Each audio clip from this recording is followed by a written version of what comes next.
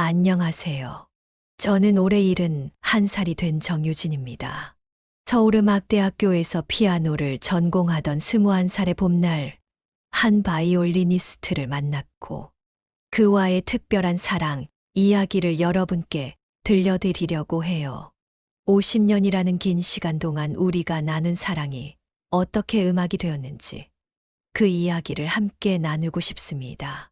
제 이야기가 여러분의 마음에 와닿으셨다면 구독과 좋아요, 알림 설정도 부탁드립니다. 여러분의 응원 댓글 하나하나가 저에게는 큰 위로가 될 것 같네요. 그때는 1972년 봄이었습니다. 제가 21살이던 그때의 일이에요. 서울음악대학교 피아노과 2학년이었던 저는 매일 연습실에서 쇼팽과 리스트의 곡을 연습하며 시간을 보냈습니다. 그날도 평소처럼 연습실에서 나오던 중이었습니다. 멀리서 들려오는 바이올린 선율이 제 발걸음을 멈추게 했어요. 차이코프스키의 바이올린 협주곡이었습니다.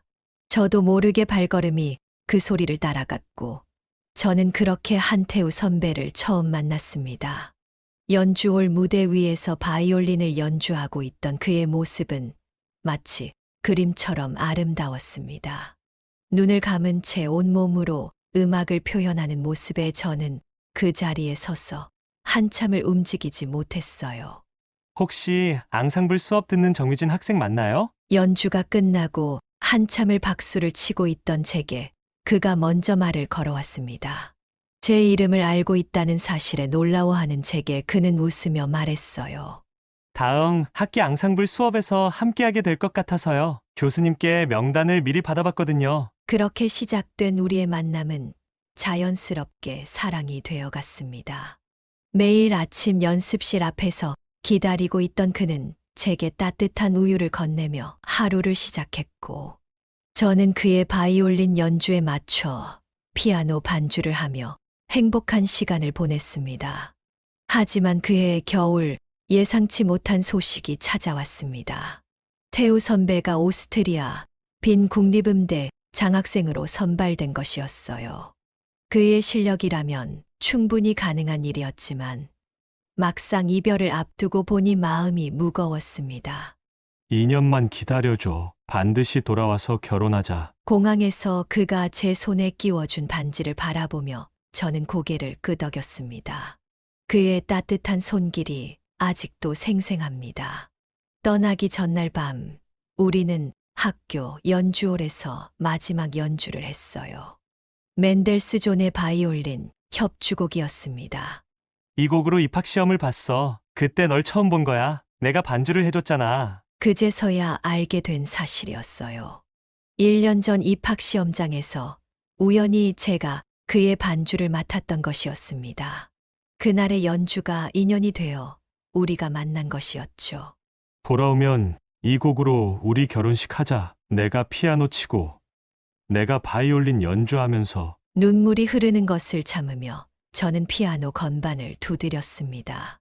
우리의 마지막 연주였지만 그때는 몰랐습니다. 이것이 정말 마지막이 될 줄은요. 처음 2달은 매일 편지가 왔습니다. 빈에서의 생활, 음악 공부, 그리고 저를 향한 그리움이 빼곡히 적혀 있었어요. 태우 선배는 종종 작은 악보를 동봉하기도 했습니다. 제게 들려주고 싶은 곡이라며 언젠가 함께 연주하자는 메시지와 함께요. 오늘은 슈베르트의 곡을 배웠어. 이곳은 정말 음악의 도시야. 거리 곳곳에서 음악이 들려. 얼른 돌아가서 너와 함께 연주하고 싶어. 그의 편지를 읽으며 저는 매일 피아노 연습을 했습니다.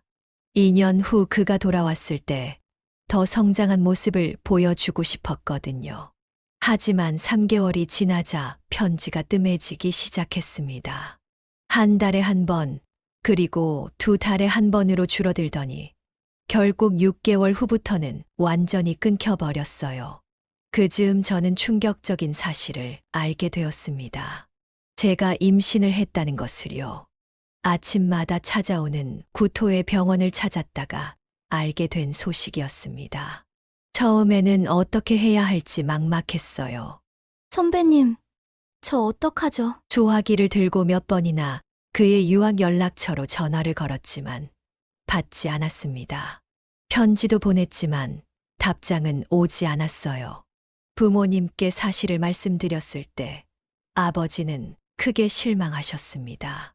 음대 수석 입학생이었던 딸이 임신을 했다는 소식에 어머니는 며칠 밤을 우셨죠. 하지만 끝내 저를 이해해 주셨어요. 내가 선택한 길이니 끝까지 책임지거라. 아버지의 말씀에 저는 휴학계를 냈습니다. 시골 할머니 댁으로 내려가 아이를 낳기로 한 거예요. 그곳에서 보낸 시간 동안 저는 매일 피아노를 쳤습니다. 할머니 댁 옆 교회에는 오래된 피아노가 한 대 있었거든요. 뱃속의 아이에게 들려주고 싶었어요. 태우 선배가 가장 좋아하던 멘델스존의 바이올린 협주곡을 우리가 마지막으로 함께 연주했던 그 곡을요. 연주를 할 때마다 아이가 발길질을 하는 것 같았습니다. 아이는 겨울에 태어났습니다. 창밖에 눈이 소복이 쌓인 날이었어요. 첫 울음을 들었을 때 그 소리가 마치 아름다운 음악처럼 들렸습니다. 딸아이의 이름을 수아라고 지었어요. 음악처럼 아름답게 자라라는 의미를 담아서요. 수아는 태우 선배를 닮아 태어났습니다. 긴 속눈썹과 갸름한 눈매, 특히 음악을 들을 때면 눈을 지그시 감는 모습까지도 그와 똑같았어요. 아이를 안고 있으면 자연스럽게 선배 생각이 났습니다. 지금 어디서 무얼 하고 있을까? 우리 아이가 이렇게 예쁘다는 걸 알면 얼마나 좋아할까? 그렇게 저는 피아노 교습소를 여러 학생들을 가르치며 수아를 키우기 시작했습니다. 매일 밤 수아에게 자장가 대신 피아노 연주를 들려주었고, 그럴 때마다 아이는 행복한 미소를 지었답니다. 수아가 5살이 되던 해였습니다. 처음으로 아빠에 대해 물었어요. 저는 오랫동안 준비해온 이야기를 들려주었습니다.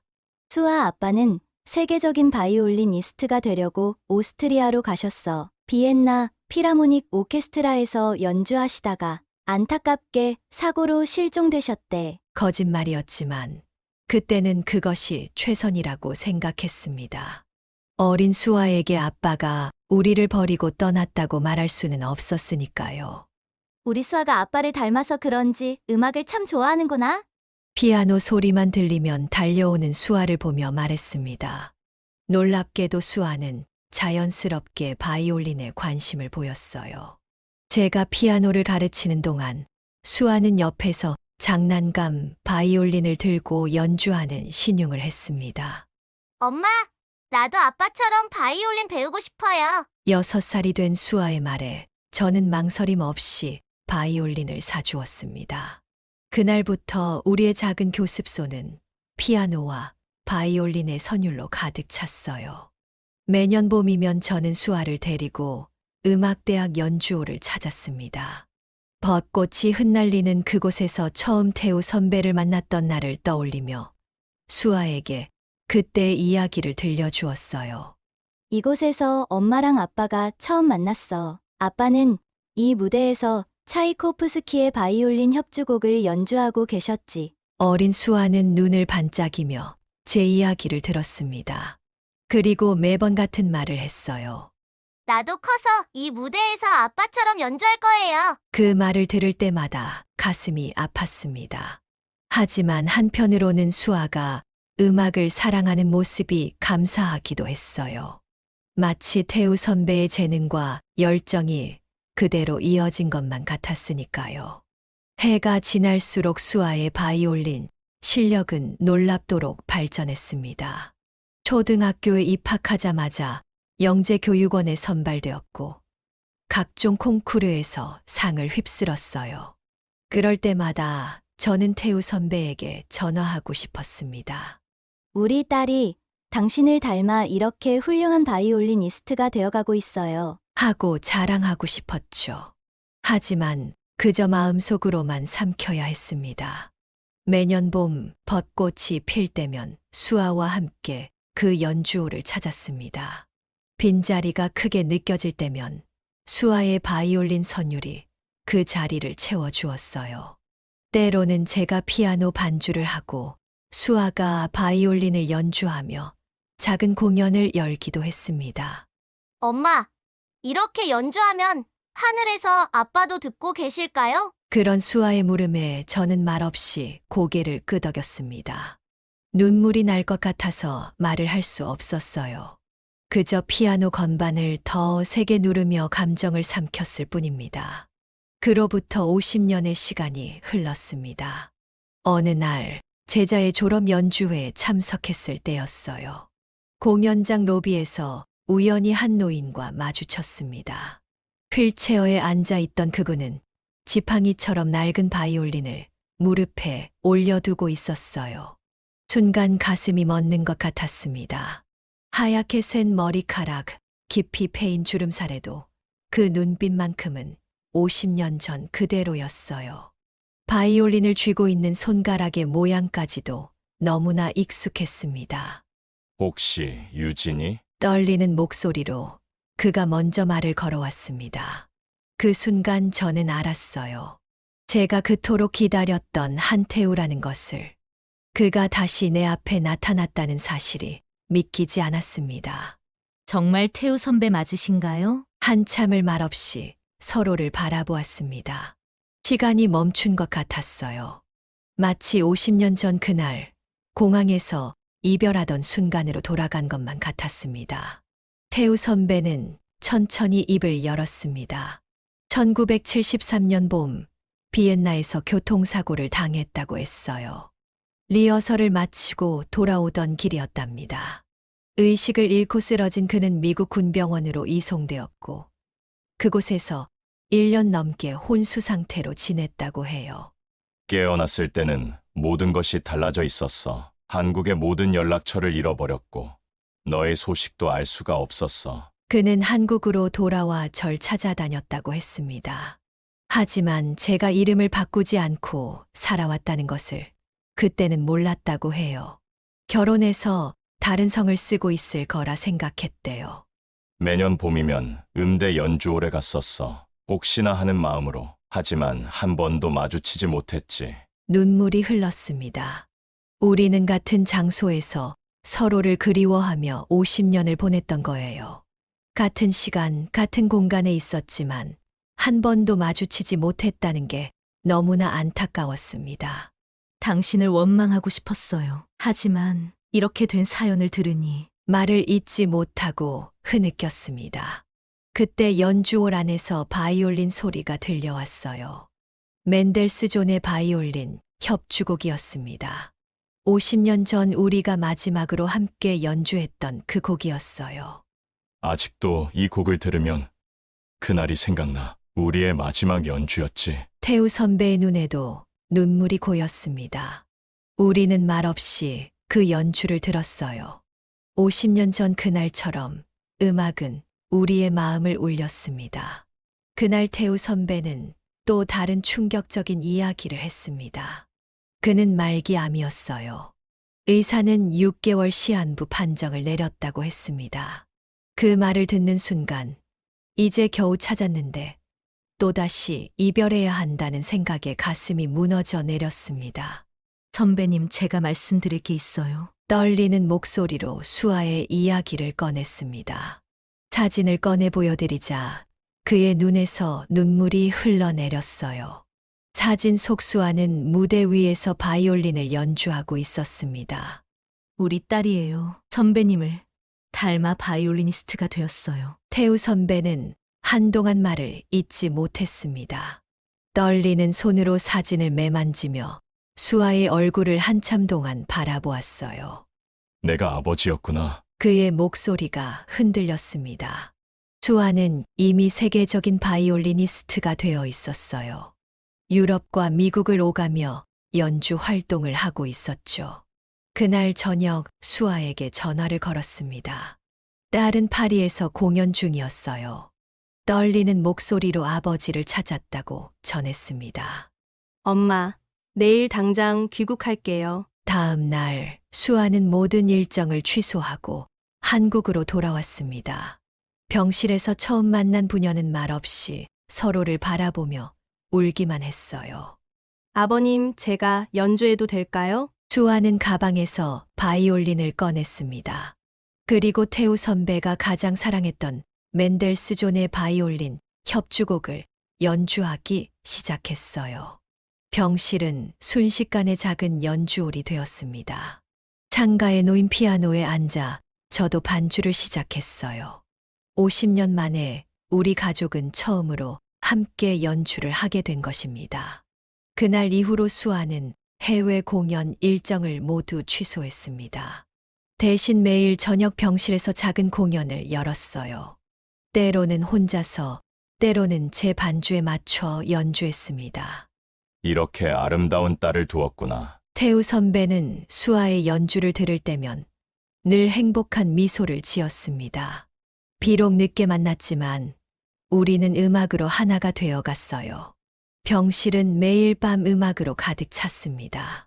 간호사들도 일부러 병실 문을 열어두고 연주를 듣곤 했어요. 우리 가족의 작은 음악회는 병원 전체의 힐링 타임이 되었습니다. 이제야 알겠어. 내가 왜 그토록 음악을 사랑했는지. 우리 가족이 음악으로 하나 될 수 있도록 운명이 준비한 거였나 봐. 태우 선배의 말에 우리는 모두 눈물을 흘렸습니다. 50년의 시간이 결코 헛되지 않았다는 걸 깨달았어요. 그로부터 한 달이 지났을 무렵 태우 선배의 상태가 급격히 나빠졌습니다. 의식이 점점 희미해져 갔고 통증도 심해졌어요.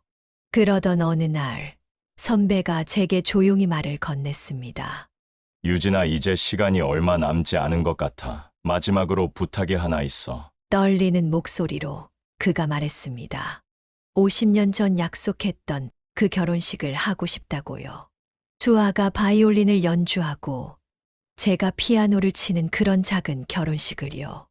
눈물이 앞을 가렸지만 저는 고개를 끄덕였습니다.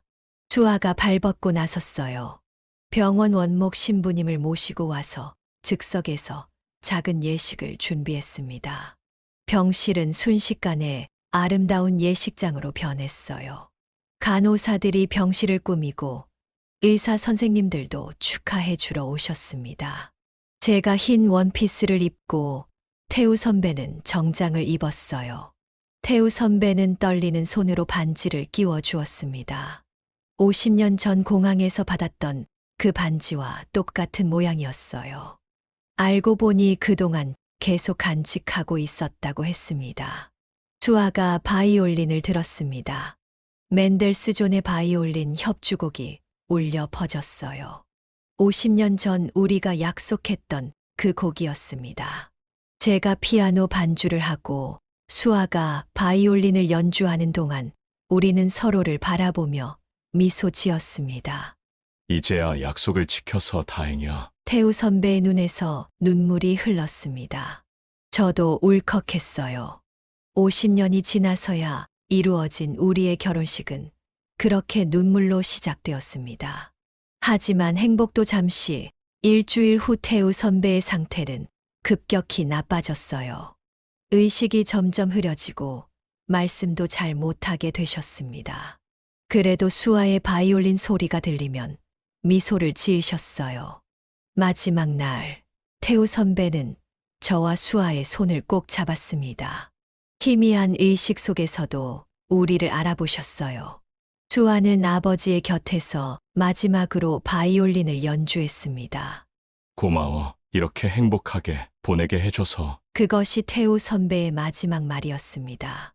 바이올린 선율이 울려 퍼지는 가운데 그는 평화로운 얼굴로 눈을 감았어요. 마치 달콤한 자장가를 들으며 잠드는 것처럼 조용히. 수아의 바이올린 소리가 멈추고 병실에는 깊은 정적만이 남았습니다. 우리는 말없이 서로를 끌어안았어요. 비록 일주일이라는 짧은 시간이었지만 우리는 진정한 가족으로서의 순간들을 보낼 수 있었습니다. 장례를 치르고 병실을 정리하던 중 낡은 가죽 가방 하나를 발견했습니다. 그 안에는 빛바랜 악보철이 있었어요. 50년 동안 태우 선배가 써온 곡들이었습니다. 첫 페이지를 펼치자 눈물이 왈칵 쏟아졌습니다. 1972년 12월 15일, 우리가 이별하던 날짜가 적혀 있었어요. 제목은 유진에게였습니다. 그가 비엔나로 떠나기 전 마지막으로 작곡한 곡이었어요. 페이지를 넘길 때마다 저를 향한 그의 마음이 온전히 전해져 왔습니다. 1973년 봄에는 서울의 벚꽃이라는 곡이 있었고, 여름에는 비가 내리는 날에 연가가 있었어요. 악보 구석구석에는 저를 그리워하는 메모들이 빼곡했습니다. 오늘도 유진이 생각에 잠을 이루지 못했다. 이 곡을 들려주고 싶은데 사고를 당한 후에도 그는 계속해서 곡을 써내려갔습니다. 병상에 누워 있으면서도 악보를 놓지 않았다고 해요. 의식이 돌아온 후에는 더욱 열심히 작곡했다고 합니다. 언젠가는 꼭 유진이를 찾아서 이 곡들을 들려주고 싶다. 그의 절절한 그리움이 악보 속에 고스란히 담겨 있었습니다. 수아도 아버지의 악보를 보며 눈물을 흘렸어요. 우리도 몰랐던 아버지의 마음이 이렇게 깊었다는 것에 가슴이 아팠습니다. 마지막 악보는 일주일 전 병실에서 쓴 것이었어요. 제목은 50년의 기다림, 그리고 만남이었습니다. 악보 위에는 떨리는 글씨로 이렇게 적혀 있었어요. 드디어 완성했다. 유진이와 수아에게 들려주고 싶은 나의 마지막 곡. 그것은 우리가 함께 연주했던 멘델스존의 바이올린 협주곡을 재해석한 곡이었습니다. 원곡의 아름다움은 그대로 살리면서도 50년의 그리움과 만남의 기쁨을 담아낸 특별한 편곡이었어요. 수아는 즉시 이 곡을 연주해 보았습니다. 아버지의 마지막 작품을 처음 연주하는 순간, 병실은 다시 한번 눈물바다가 되었어요. 아버지, 이렇게 아름다운 선물을 남겨주셔서 감사해요. 악보 철맨 마지막 장에는 편지가 한 통 들어 있었습니다. 저와 수아에게 쓴 마지막 편지였어요. 그는 이렇게 적어 놓았습니다. 사랑하는 유진이와 수아에게 나의 모든 음악은 너희를 향한 사랑이었단다. 비록 함께하지 못한 50년이었지만 나는 음악으로 남아 너희와 함께였어. 이제는 이 곡들로 나의 마음을 전할 수 있어 행복하구나. 나의 사랑하는 두 연주자에게 이 곡들을 선물로 남긴다. 1년이 지난 지금 수아는 아버지의 마지막 곡을 들고 세계 순회 공연을 하고 있습니다. 50년의 기다림, 그리고 만남이라는 곡은 이제 전 세계 클래식 팬들의 사랑을 받고 있어요. 이 곡은 50년 동안 서로를 그리워한 두 연인의 이야기입니다. 제 아버지가 어머니를 위해 쓰신 마지막 선물이에요. 수아는 매 공연장에서 이렇게 소개를 합니다. 관객들은 그 사연을 듣고 눈시울을 적시며 수아의 연주에 깊은 감동을 받는다고 해요. 저는 이제 예전 제자들과 함께 음악 교실을 운영하고 있습니다. 태우 선배가 남긴 악보들로 새로운 교육 프로그램을 만들었어요. 특히 형편이 어려운 아이들에게 무료로 피아노를 가르치고 있습니다. 선생님, 저도 나중에 수아 언니처럼 될 수 있을까요? 아이들은 종종 이렇게 묻습니다. 그때마다 저는 미소를 지으며 대답해요. 그럼요. 음악은 우리 모두의 것이니까요. 열심히 연습하면 꿈을 이룰 수 있어요. 매주 토요일이면 작은 음악회를 엽니다. 아이들이 차례로 연주를 하고 마지막에는 제가 태우 선배의 곡을 연주해요. 그의 음악을 통해 아이들이 꿈과 희망을 키워가는 모습을 보면 가슴이 따뜻해집니다. 어머니, 아버지의 음악이 이렇게 많은 사람들에게 희망이 되고 있어요. 얼마 전 수아가 파리 공연을 마치고 전화해서 한 말입니다. 공연장을 가득 메운 관객들이 모두 일어나 기립박수를 쳤다고 해요. 저는 매일 저녁 피아노 앞에 앉습니다. 그리고 태우 선배의 곡을 연주해요. 연주를 하다 보면 그가 제 곁에 앉아 바이올린을 연주하는 것만 같습니다. 당신의 음악이 이렇게 많은 사람들에게 사랑받고 있어요. 피아노를 치며 중얼거립니다. 창밖으로 달빛이 스며들고 멀리서 수아의 바이올린 소리가 들리는 것만 같아요. 우리 가족은 이제 음악으로 영원히 하나가 되었습니다. 저는 매주 음악 교실에서 아이들을 가르치며 태우 선배의 이야기를 들려줍니다. 진정한 사랑과 음악의 힘에 대해, 그리고 절대 꿈을 포기하지 말라는 이야기를요. 사랑하는 마음이 있다면 50년이라는 시간도 잠시일 뿐이에요. 음악처럼 영원한 것은 없으니까요. 매년 봄이 되면 수아와 저는 특별한 약속이 있습니다. 벚꽃이 만발한 날, 태우 선배의 묘소에서 작은 추모 연주회를 여는 것이에요. 수아는 아무리 바쁜 해외 일정 중에도 이날만큼은 꼭 한국으로 돌아옵니다. 아버지, 오늘은 제가 새로 편곡한 곡을 들려드릴게요. 수아는 아버지의 묘비 앞에서 바이올린을 켭니다. 태우 선배가 남긴 곡들을 자신만의 방식으로 재해석한 것이에요. 저는 그 옆에서 피아노 반주를 합니다. 묘비에는 영원한 바이올리니스트, 그의 마지막 곡은 사랑이었다라는 글귀가 새겨져 있습니다. 그 아래에는 작은 악보가 조각되어 있어요. 우리가 마지막으로 함께 연주했던 곡의 첫 소절입니다. 연주회가 열리는 날이면 많은 사람들이 찾아옵니다. 태우 선배의 음악을 사랑하는 팬들, 제자들, 그리고 음악을 사랑하는 이들이 모여 함께 추모합니다. 어머니, 아버지가 우리 연주 듣고 계실까요? 수아가 연주를 마치고 늘 묻는 말입니다. 저는 미소를 지으며 대답해요. 그럼 분명 저 벚꽃 속에서 우리를 바라보고 계실 거야. 봄바람에 벚꽃이 흩날립니다. 마치 태우 선배가 우리에게 박수를 보내는 것 같아요. 연주회가 끝나면 수아와 저는 묘비 앞에 앉아 이야기를 나눕니다. 아버지, 어제는 런던에서 연주회가 있었어요. 관객들이 아버지의 곡을 정말 좋아하더라고요. 수아가 들려주는 이야기를 들으며 저는 조용히 미소 짓습니다. 태우 선배의 음악이 이렇게 많은 사람들의 마음을 울리고 있다는 사실이 자랑스러워요. 가끔은 제자들도 함께 옵니다. 그들은 태우 선배의 곡을 연주하며 자신들의 꿈과 이야기를 들려줍니다. 묘소 주변은 음악으로 가득 차고 벚꽃은 그 위로 춤추듯 내립니다. 선생님, 이런 아름다운 사랑 이야기가 있다는 게 믿기지 않아요. 제자들이 종종 이렇게 말합니다. 저는 그저 웃으며 대답해요. 진정한 사랑은 시간을 초월하는 법이에요. 우리의 사랑은 음악이 되어 영원히 남았답니다. 해가 저물 때까지 우리는 그렇게 연주를 이어갑니다. 마지막 곡은 늘 50년의 기다림, 그리고 만남이에요. 수아의 바이올린 소리가 하늘로 퍼져나가면 마치 태우 선배가 화답하듯 봄바람이 불어옵니다. 우리의 사랑과 음악은 이렇게 계속될 것입니다.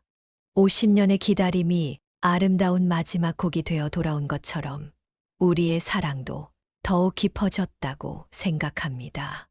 그 긴 시간 동안 우리는 각자의 방식으로 서로를 사랑했고, 그 사랑은 이제 음악이 되어 전 세계 사람들의 마음을 울리고 있어요. 창밖에 벚꽃이 흩날리고 봄바람이 불어오면 마치 태우 선배가 곁에 있는 것처럼 느껴집니다.